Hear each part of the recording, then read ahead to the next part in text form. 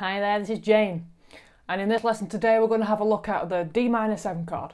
So first of all, let's pop it up on the screen for you to have a look. So in this diagram you can see that we're going to be playing 4 strings for this chord. We have little X's behind the nut on the 5th string and the 6th string, and we have a little 0 behind the nut on the 4th string, which tells us we're going to play that string open without any fingers or on any frets on that string. Now from the other 3 strings you can see that we're going to be using 2 fingers. We're going to be using our first finger behind the 1st fret on the 1st and 2nd strings, and our 2nd finger behind the 2nd fret on the 3rd string. Let's now go to a close with my hand and I shall walk through the chord. Okay, so the first thing we're going to do is get our 1st finger covering the 1st and 2nd strings behind that 1st fret.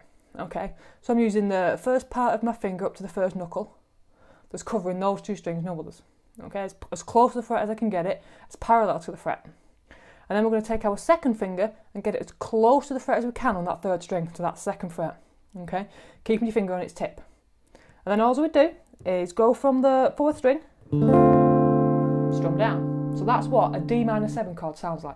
Now sometimes when you're playing this chord it doesn't come out like it's supposed to. Okay, there's a few reasons for this.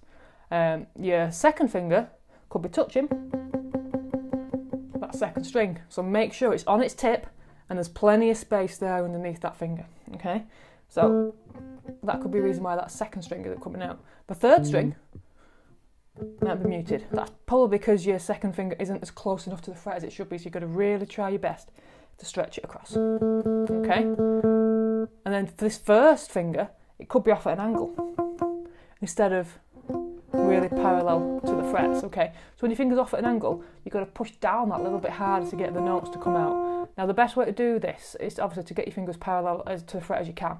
In order to do this you need to bring your elbow in to the side of your body, because what this does is it actually, if you watch my 1st finger, as I bring my elbow into the side it brings it parallel. Okay, and I'm actually using that side of my finger there, okay, the side that's closest to my thumb. Okay, and bring the elbow right in, and it makes it a lot easier to get that chord coming out. Okay, so once you've got your fingers in the right place and you've given it a strum and you've checked all your notes, take your fingers off, give them a shake, then pop them back on again nice and slowly, and check again to make sure all the notes are coming out. If they're not, it's going to be one of those problems I just mentioned a minute ago. Try and fix it and strum the chord again. Okay, and if you keep doing that over and over till you get to the point where it's pretty much right every time, you've got your Dm7 chord sorted.